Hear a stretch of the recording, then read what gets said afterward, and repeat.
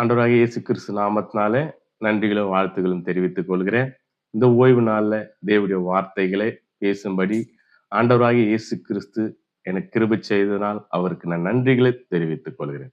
அல்லேலூயா. கர்த்தர் நாம மகிமைப்படுவதாக. நம்ம வார்த்தைக்காய் கடந்து போகலாம். இந்த நல்ல ஆவியானவர் நம்மளோடு பேசுவாராக. அல்லேலூயா. கர்த்தர் நாம மகிமைப்படட்டும். நம்ம முதலாக ஒரு வசனத்தை எப்பவுமே படிக்கிறது போல படிப்போம். யோவான் 8ஆம் அதிகாரம் 32வது வசனம். சத்தியத்தை அறிவீர்கள், சத்தியம் உங்களை விடுதலையாக்கும் என்றார். ஆமென். அல்லேலூயா. தலைகளை சாய்த்து நாம் ஜெபிப்போம். ஸ்தோத்திரம் ஆண்டவரே.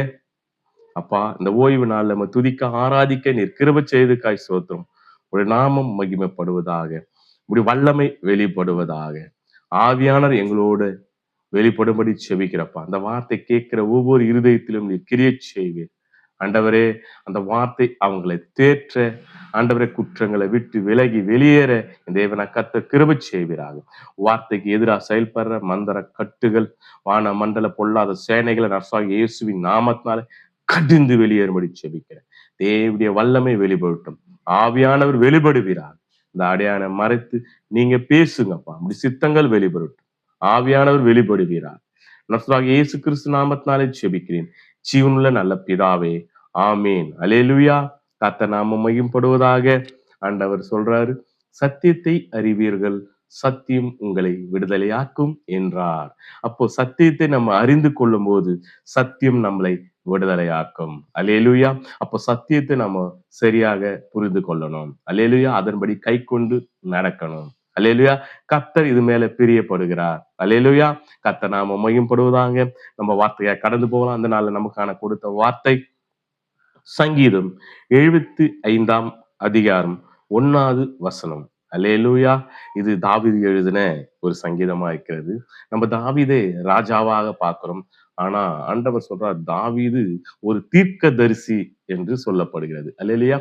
அந்த தீர்க்கதரிசி முதலாக ஒரு ரகசியத்தை வெளிப்படுத்துகிறார்.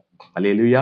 அதை குறித்து தான் நம்ம இந்த நாள்ல ஆவியானவர் நம்மோடு வெளிப்படுவார். கர்த்தர் நாம மகிமைப்படுவதாக. அதாவது சங்கீதம் 75ஆம் அதிகாரம் 1வது வசனம். உம்மை துதிக்கின்றோம் தேவனே, உம்மை துதிக்கின்றோம். உமது நாமம் சபிமா இருக்கிறது என்று உமது அதிசயமான கிரியைகளால் அறிகின்றது. அல்லேலூயா. கர்த்தர் நாமம் மகிமைப்படுவதாக. இங்க ஆண்டவர் பத்தி தாவீது ஒரு ரகசியத்தை வெளிப்படுத்துகிறார். தேவனோடு உறவாடுகிற ஒரு மனுஷன். அல்லேலூயா. அவருக்கு அநேக பிரச்சனை இருக்கும்போது தேவனையே நம்பி இருந்தார். அல்லேலூயா. அவரு அவரை குறித்து சொல்லணும்னா நிறைய விஷயங்கள் சொல்லலாம். தாவீது அநேக பாடுகளை அனுபவித்த ஒரு மனிதன். அல்லேலூயா. சவுல் மூலியமா அநேக பாடுகளை அனுபவித்த போது தேவனோடு உறவாடிய மனிதன், தேவனுக்கு பயந்து நடந்த ஒரு மனிதன். அவரு சொல்லியிருக்கிறாரு, அல்லேலூயா, சங்கீதத்துல, உம்மை துதிக்கிறோம் தேவனே, உம்மை துதிக்கின்றோம். உமது நாமம் சமீபமா இருக்கிறது என்று உமது அதிசயமான கிரியைகளினால் அறிவிக்கிறது. அல்லேலூயா. அவர் அதிசயமான கிரியைகள்னால அவர் அறிவிக்கிறதாம். அவருடைய நாமத்தை குறித்து இங்க பேசுறார். அப்படின்னா அவர் நாமம் அவருக்கு தெரியாத இருந்திருக்குமா? அல்லேலூயா. ஒரு அதிசயம். அல்லேலூயா. அவருடைய நாமம் நமக்கு வெளிப்பட போகிறது. அதாவது இந்த பூமிக்கு, இந்த உலகத்துக்கு ஒரு நாமம் வரப்போகிறது. முதலாவது ஒரு தீர்க்க தரிசன வார்த்தைகளை தாவீது வெளிப்படுத்துகிறார். அல்லேலூயா. தாவீதோடு தேவனோட உறவாடுகிற ஒரு மனுஷன். தாவீது அவர் ஜெபிக்கும் போது, ஆண்டவரோடு உறவாடும் போது அவரை மீறி ஒரு வார்த்தை வருது. ஆண்டவரே, துதிக்கிறோம் தேவனே. அப்பா, உம்முடைய நாமம் சமீபமா இருக்கிறது.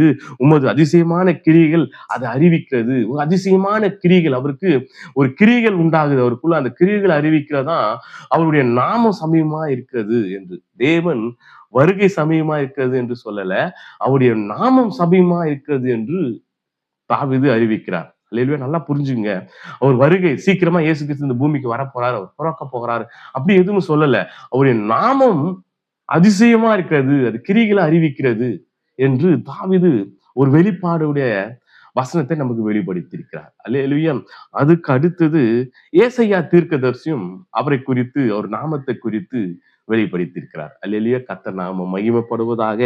ஏசாயா புஸ்தகத்துல 9ஆம் அதிகாரம் 6வது வசனத்துல சொல்லப்படுகிறது, நமக்கு ஒரு பாலகன் பிறந்தார், நமக்கு ஒரு குமாரன் கொடுக்கப்பட்டார், கர்த்தத்துவம் அவர் தோளின் மேல் இருக்கும், அவர் நாமம் அதிசயமானவர், ஆலோசனை கர்த்தர், வல்லமை உள்ள தேவன், நித்திய பிதா, சமாதான பிரபு என்னப்படும்.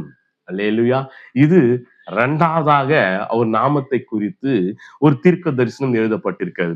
அதுல என்னன்னு கேட்டா, நமக்கு ஒரு பாலகன் பிறந்தார், நமக்கு ஒரு குமாரன் கொடுக்கப்பட்டார், கர்த்தத்துவம் அவர் தோளின் மேலே இருக்கும், அவர் நாமம் அதிசயமானவர், ஆலோசனை கர்த்தர், அல்லேலூயா, அவர் வல்லமையுள்ள தேவன், நித்திய பிதா, சமாதான பிரபு என்னப்படும். அவரின் நாமம் அதிசயமானவர். அல்லேலூயா. அவர் நாமம் எப்படி இருக்குன்னா, அவர் நாமம் அல்லேலூயா அதிசயமானதாம். அல்லேலூயா. அவர் நாமம் அதிசயமானவர். அல்லேலூயா. அந்த நாமத்தை குறித்து அவர் ஒரு தீர்க்க தரிசனம் எழுதியிருக்கிறார், தேவனுடைய நாமத்தை குறித்து.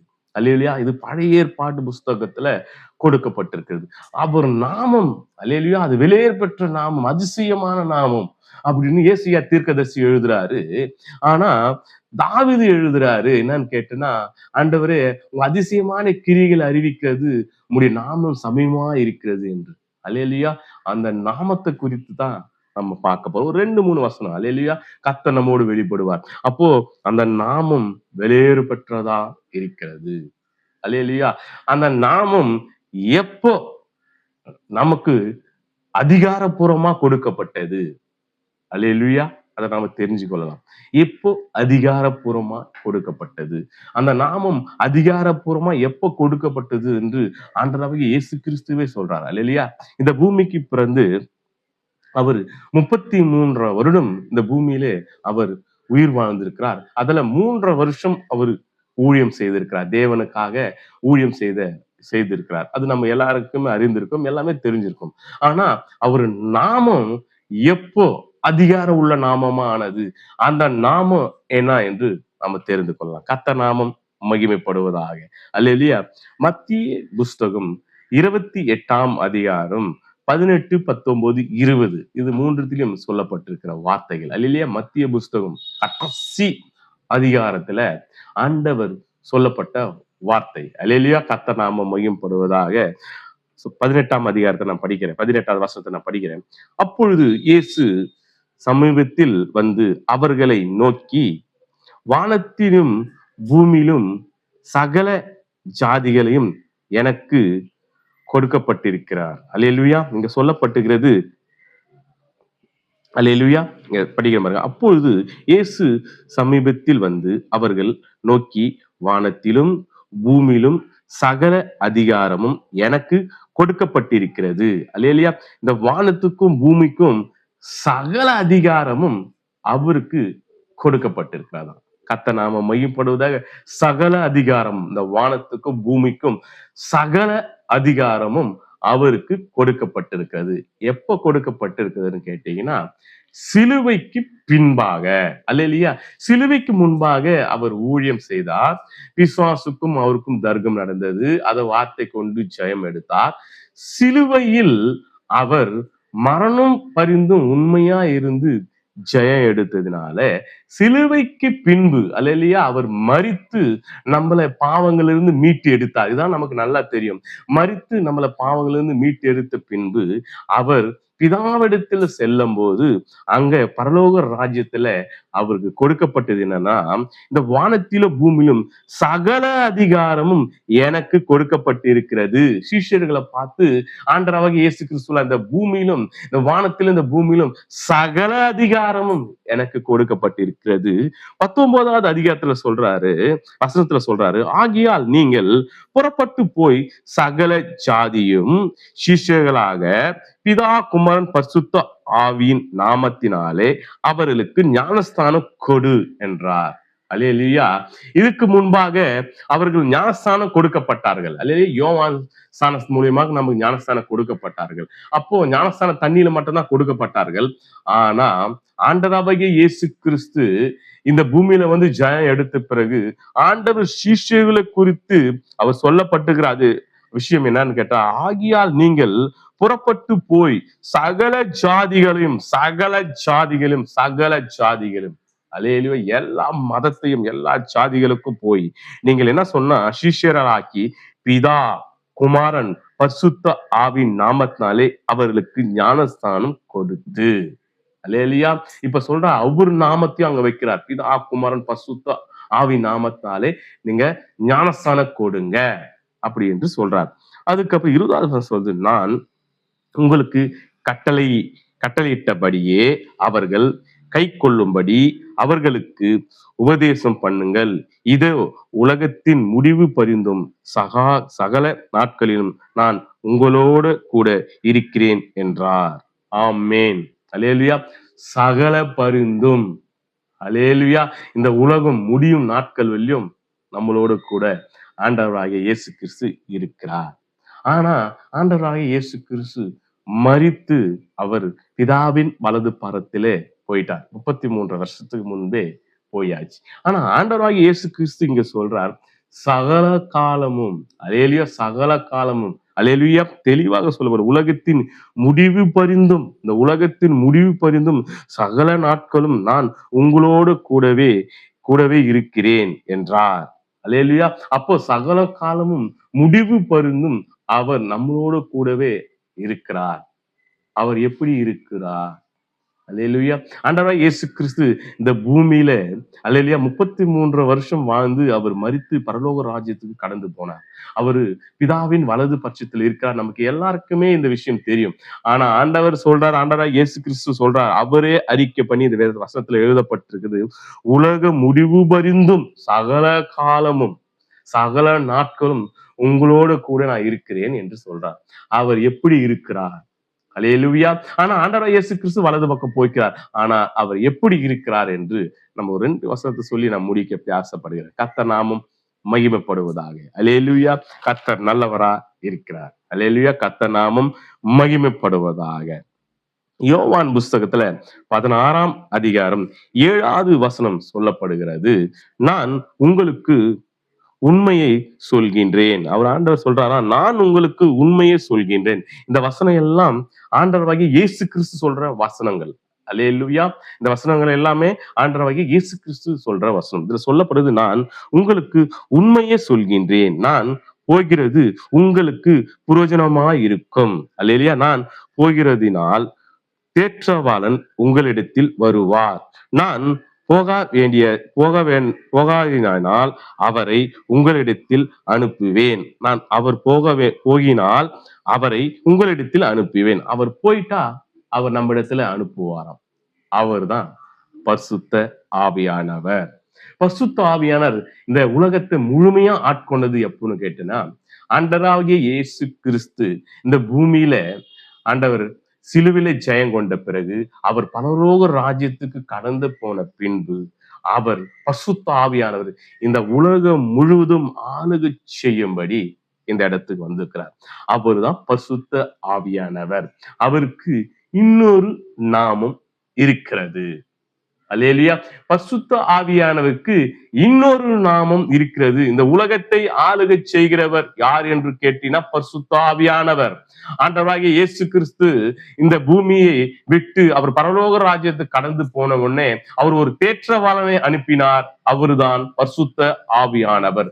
அவர் எங்கும் உலாவுகிறார். அல்லேலூயா. இந்த உலகம் முழுவதையும், சூரியன் திசை தொடங்கி அது மறையும் திசை, அந்த சூரியன் ஒளி எங்கெங்க உலகம் முழுவதும் படைகிறதோ அந்த இடம் முழுவதும் பரிசுத்தாவினோட ஆளுகை இருக்கிறது. அல்லேலூயா. அவருக்கு இன்னொரு பெயரும் இருக்கிறது. அல்லேலூயா. அவர்தான் என்ன? அதுதான் ஆண்டவராகிய இயேசு கிறிஸ்துவை குறித்து தாவீது சொன்னார். அல்லேலூயா. உங்கள் அதிசயமான கிரியைகள் அறிவிக்கிறது உங்களுடைய நாமம் சமீபமா இருக்கிறது என்று. அல்லேலூயா. அதே போல ஏசாயா தீர்க்கதரிசியும் சொல்றார், உங்கள் நாமம் அதிசயமானது. அல்லேலூயா. கர்த்தர் நாமம் மகிமைப்படுவதாக. அப்போஸ்தலர் புஸ்தகத்துல 4ஆம் அதிகாரத்துல 12வது வசனத்துல சொல்லப்படுகிறது, அவரன்றி வேறு ஒருவரும் ரட்சிப்பு இல்லை, நாம் ரட்சிக்கப்படும்படிக்கு வானத்தின் கீழெங்கும் மனுஷர்களுக்குள்ளே இவருடைய நாமம் என்று வேறொரு நாமம் கட்டளையிடப்படவில்லை என்றார். அல்லேலூயா.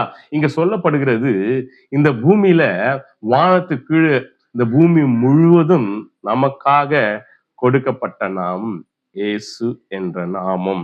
இயேசு என்ற நாமத்தை நீங்கள் அறிவிக்கும் போது, அதை ஏற்றுக்கொள்ளும் போதுதான் பரிசுத்த ஆவியானவர் நமக்குள்ளே ஆளுகை செய்வார். பரிசுத்த ஆவியானவர் நமக்குள் வரும்போதுதான் இயேசு என்ற நாமத்துக்கு மகிமை. அந்த அந்த அந்த நாமத்தை கொண்டு நீ ஜெபிக்கும் போது அந்த நாமத்தின் ஜெபம் கேட்கப்படும். அல்லேலூயா. கர்த்தர் நாமம் மையப்படுவதாக. இப்ப தெளிவாக சொல்லப்பட்டிருக்கு. இந்த இந்த இந்த பூமியில 33 வருஷம் மட்டும்தான் ஆண்டவராகிய இயேசு கிறிஸ்து இந்த பூமியை ஆளுகை செய்தார். ஆனா முடிவு பரிந்தும் இந்த பூமி கடைசி நாட்கள், இந்த உலகம் கடைசி நாட்கள் வரைக்கும் அவருடைய நாமம் ஆளுகை செய்து கொண்டிருக்கிறது. அவர் நாமம் எப்படி ஆளுகை செய்கிறது என்றால் பரிசுத்த ஆவியாக ஆளுகை செய்கிறது. அதுதான் அவர் நாமம் இயேசு கிறிஸ்து. அல்லேலூயா. கர்த்தர் நாமம் மகிமைப்படுவதாக. இந்த இயேசு கிறிஸ்து என்ற நாமம் மகிமை உள்ள நாமம். இயேசு கிறிஸ்து என்ற நாமத்தினால்தான் பிசாசு ஓடும். இயேசு கிறிஸ்து என்ற நாமத்தினால்தான் சுகம் உண்டாகும். இயேசு கிறிஸ்து என்ற நாமத்தினாலதான் ரட்சிப்பு உண்டாகும். இயேசு கிறிஸ்து நாமத்தினாலதான் நம்ம ஞானஸ்தானம் எடுக்கணும் என்று ஆண்டவராகிய இயேசு கிறிஸ்து நமக்கு வெளிப்படுத்தி இருக்கிறார். பிதா குமாரன் பரிசுத்த ஆவி நாமத்தாலே ஞானஸ்தானம் எடுக்கும்படி முதல்ல ஞானஸ்தானம் தண்ணியால கொடுக்கிறாரு. அல்லேலூயா. யார் கொடுக்கிறாருன்னா நம்ம யோவான் ஸ்நானம் கொடுக்கிறாரு. அதுக்கப்புறம் அப்போஸ்தலராகிய பவுல் சொல்றாரு, நீங்க இயேசு கிறிஸ்து கொடுத்த ஞானஸ்தானம் பெற்றுக் கொள்ளவில்லையா என்று கேட்கிறார். அப்ப இயேசு கிறிஸ்துடைய ஞானஸ்தானம் எப்படி கொடுக்கப்படுகிறதுனா பிதா குமாரன் பரிசுத்த ஆவி நாமத்தினாலே ஞானஸ்தானம் கொடுக்கப்பட்டது. அல்லேலூயா. நம்ம ஒரு வசனத்தை கூட படிப்போம். அதாவது ஜலத்தாலும் ஆவியாலும் பெறாவிட்டால் பரலோக ராஜ்யம் பிரவேசிக்க முடியாது. அல்லேலூயா. நம்ம ஜலத்தால ஞானஸ்தானம் எடுத்திருக்கிறோம். கிறிஸ்தவர்கள் எல்லோரும் ஜலத்தால ஞானஸ்தானம் எடுத்திருக்கோம். தண்ணியில நாம ஞானஸ்தானம் எடுத்திருக்கோம். ஆனா ஆவியில ஞானஸ்தானம் எடுத்திருக்கிறோமா? ஆவிதான், பரிசுத்த ஆவிதான் இயேசு கிறிஸ்து இருக்கிறார். நம்ம பரிசுத்த ஆவியில ஞானஸ்தானம் எடுத்தாதான் பரலோக ராஜ்யம் போக முடியும். இல்லை என்றால் நியாய தீர்ப்புல நம்ம நிற்போம். பரிசுத்த ஆவியான நம்ம ஞானஸ்தானம் எப்படி எடுக்கணும் அல்லேலூயா என்று கேட்டால், நீங்க தேவனுக்குள்ள உண்மையாய் அவர் வார்த்தையை கை கொண்டு நடக்கும்போது பரிசுத்த ஆவியானவர் உங்களுக்குள்ளே ஆளுகை செய்வார். அல்லேலூயா. பரிசுத்த ஆவியானவர் யாருக்குள்ள ஆளுகை செய்கிறார்களோ அவர்கள் பரலோக ராஜ்யத்தில் பிரவேசிக்க முடியும். அது மாத்திரமில்ல, பரிசுத்த ஆவியானவர் யார் பெற்றுக் கொண்டிருக்கிறார்களோ அவருடைய ஜபனா இயேசு கிறிஸ்து நாமத்தாலே ஜெயம் கொள்ள முடியும். ஜெயம் கொள்வதற்கு நீங்க பரிசுத்த ஆவியை பெற்றுக்கொள்ளும். இயேசு கிறிஸ்து என்ற நாமம் செயல்படணும் என்றால் பரிசுத்த ஆவி நமக்குள் இருந்தால் மட்டும்தான் இயேசு கிறிஸ்து என்ற நாமம் செயல்படும்.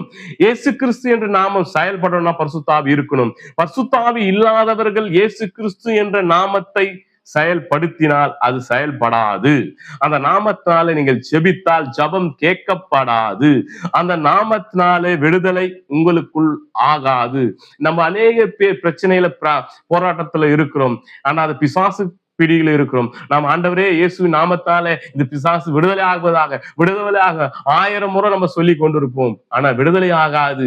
அதே போராட்டத்தில் தான் இருப்போம், அதே பிரச்சனையில் தான் இருப்போம். காரணம் என்னன்னு கேட்டீங்கன்னா பரிசுத்த ஆவியானவர் உங்களுக்குள்ள இல்ல. பரிசுத்த ஆவியானவர் உங்களுக்குள்ள இருக்குன்னா தேவனுடைய வார்த்தை உங்களுக்குள்ள இல்ல.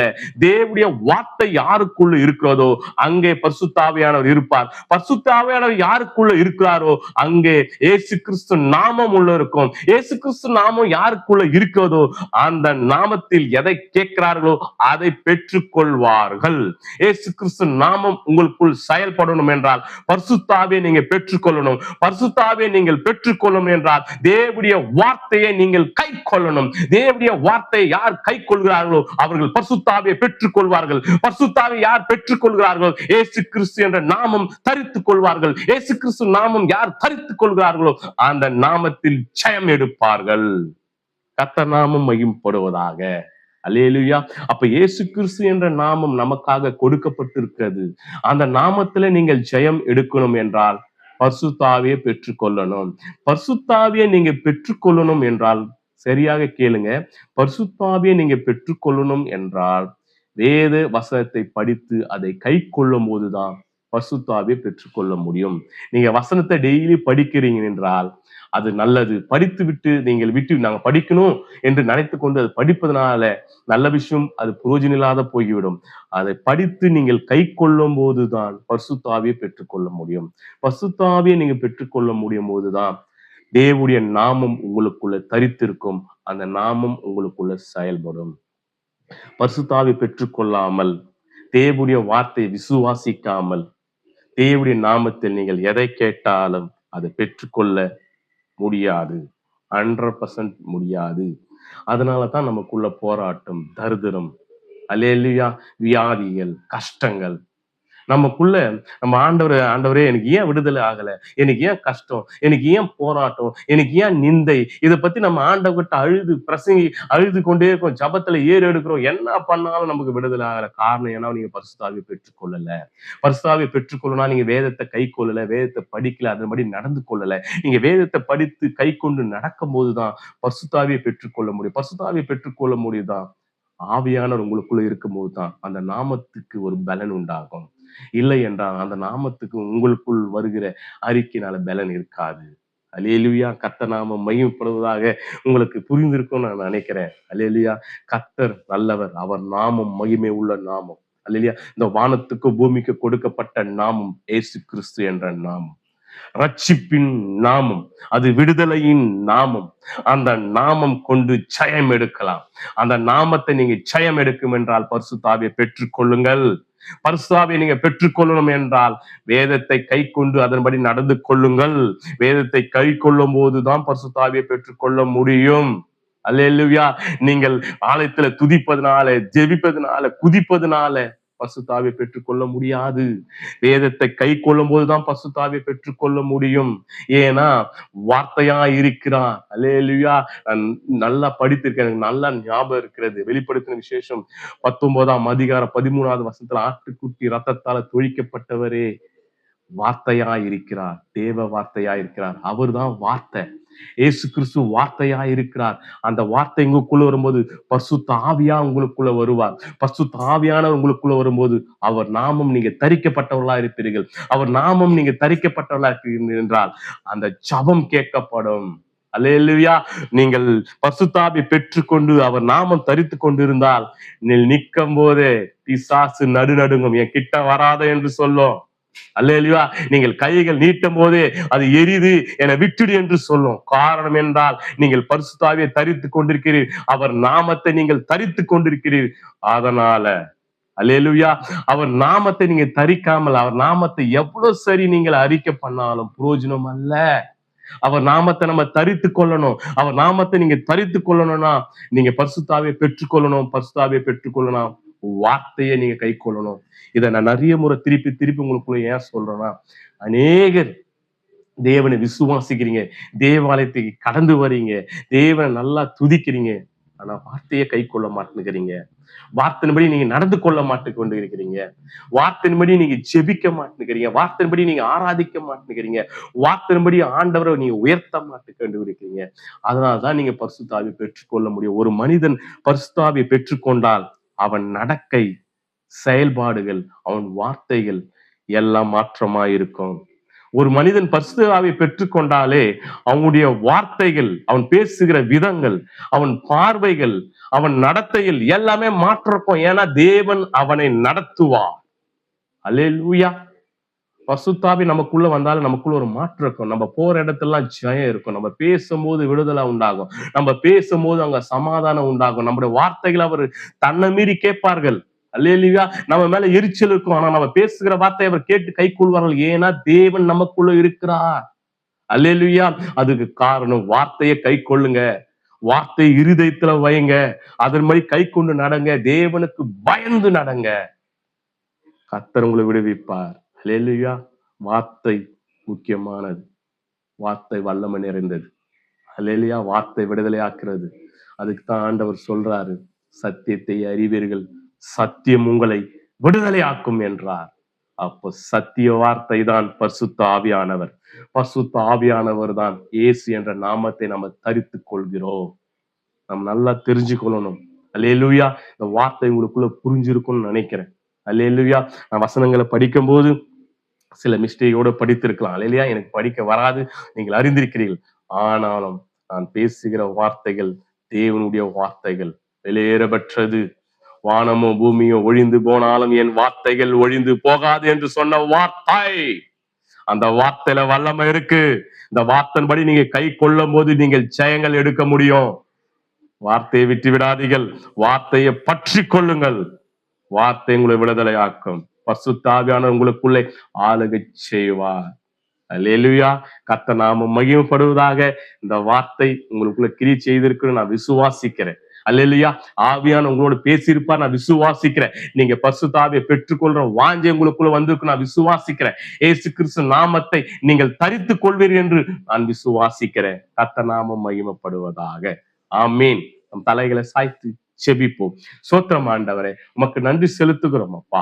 ஆண்டவரே, இந்த ஓய்வு நாள்ல உம துதிக்கும்படி ஆராதிக்கும்படி நீ கிருபை செய்து காய் சோத்திரம். இந்த ஓய்வு நாள்ல உடைய வார்த்தைகள் வெளிப்பட்டது காய் சோத்திரம் அப்பா. இந்த வார்த்தையில நாங்கள் அறிந்து கொண்டு இருக்கிறோம் அப்பா. பரிசுத்தாவியை பெற்றுக்கொள்ளணும். பரிசுத்தாவி என்றால் தேவனுடைய வார்த்தை என்று நாங்கள் தெரிந்து கொண்டு வேதத்தை கை கொள்ளும் போது நாங்கள் பரிசுத்தாவியை பெற்றுக்கொள்கிறோம். பரிசுத்தாவியை பெற்றுக்கொள்ளும் போது உடைய நாமத்தை நாங்கள் தரித்துக் கொள்கிறோம் என்று இந்த நாளில் நாங்கள் அறிந்திருக்கிறோம் அப்பா. தேவன கர்த்தர் இதை நாங்கள் கை கொள்ள உதவி செய்வீராக. இதுக்கு எதிராக செயல்படுற மந்திர கட்டுகள், பிசாசின் கிரிகள் இயேசு கிறிஸ்து நாமத்தாலே கடிந்து வெளியேறும்படி செபிக்கிறப்பா. அதுக்கு அகாண்ட தாண்டாண்டவரை நீ வார்த்தையில சொல்லிக்கிறாண்டவரே, பிசாசானவன் இருதயத்திலிருந்து வார்த்தையை எடுத்து போடுகிறான் என்று, அந்த வார்த்தையை பிசாசானவன் அந்த இருதயத்தை எடுத்து போடாதபடி என் தேவன கர்த்தர் பாதுகாத்துக் கொள்வீராக. அந்த வார்த்தையை அவர்களை விடுதலையாகட்டும் ஆண்டவரே. தேவனுடைய மகிமை வெளிப்படட்டும். இந்த நாள் ஆண்டவரே, வியாதியோடு போராட்டத்தோடு இருக்கிறவர்கள் ஆண்டவர் கரத்துல ஒப்பு கொடுக்குறப்பா. இப்போதே சுகம் உண்டாவதாக, விடுதலை உண்டாவதாக. இந்த வானத்துக்கு பூமிக்கு கொடுக்கப்பட்ட வெளியேறு பெற்ற நர்சவாக இயேசு கிறிஸ்து நாமத்தாலே செபிக்கிறேன். இப்போதே பூமிகளை எவைகளை கட்டுகிறீர்கள் பரலோகத்துல கட்டப்படும், பூமிகளை எவைகளை அவிழ்க்கிறீர்கள் பரலோகத்துல கட்டப்படும். வார்த்தையின்படி இந்த வார்த்தையை பார்த்து கொண்டிருக்கிற ஒவ்வொரு இருதயத்திலே ஆண்டவரை அவர் சரீரத்துல கட்டப்பட்ட எல்லா பிசாசின் கட்டுகளும் நர்சவாக இயேசு கிறிஸ்து நாமத்தால மத்திய 18:18 படி எல்லாம் கழுந்து போகும்படி, எல்லாம் கட்டி வெளியேறும்படி செபிக்கிறேன். சுகம் உண்டாகட்டும், விடுதலை உண்டாகட்டும். உடைய நாமம் மகிமைப்படட்டும். நர்சவாக இயேசு கிறிஸ்து நாமத்தாலே செபிக்கிறேன் ஜீவனுள்ள நல்ல பிதாவே, ஆமேன். பிதாகிய தேவனை சோத்தரிப்போம். சோத்திரம் சோத்திரம் சோத்திரம். நம்ம வழி நடத்துகிற இயேசு கிறிஸ்துவை சோத்தரிப்போம். சோத்திரம் சோத்திரம் சோத்திரம். நம்ம ஆளுகிற பரிசுத்தாவியார் சோத்தரிப்போம். சோத்திரம் சோத்திரம் சோத்திரம். ஒன்று சேர்ந்து சொல்லுங்க. என் ஆத்துமாவே கர்த்தரை சோத்தரி, என் முழு உள்ளமே பரிசுத்த நாமத்தை சோத்தரி. என் ஆத்துமாவே கர்த்தரை சோத்தரி, கர்த்தர் செய்த சகல உபகாரங்களும் மறவாதே. ஆமீன். நம்ம ஆசீர்வாதத்தை பெற்றுக்கொள்ளலாம். கர்த்தராகிய இயேசு கிறிஸ்துடைய இரக்கம், பிதாவுடைய அன்பும், பரிசுத்தாவுடைய அந்நிய ஐக்கியமும் சகா காலமும் இயேசு கிறிஸ்து வருகையிலும் சமத்தோடு ஆசீர்வாதத்தோடு எப்போது உங்களோடு தங்கி இருப்பாராக. ஆமேன். அல்லேலூயா. சத்தியத்தை அறிவீர்கள், சத்தியம் உங்களை விடுதலையாக்கும் என்றார். ஆமீன். God bless you.